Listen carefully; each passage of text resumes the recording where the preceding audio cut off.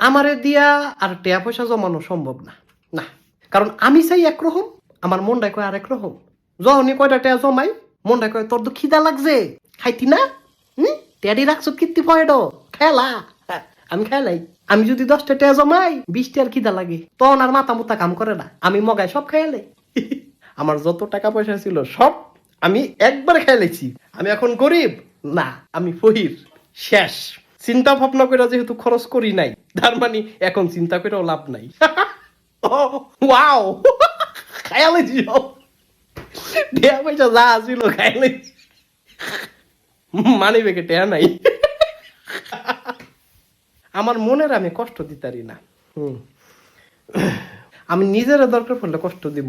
ওই মনটায় কয় যে তোর তো খিদা লাগছে, টেয়া পয়সা কি লেগা রাখছ ক, এ টেয়া লয়া কি তুই কবরও যাবি?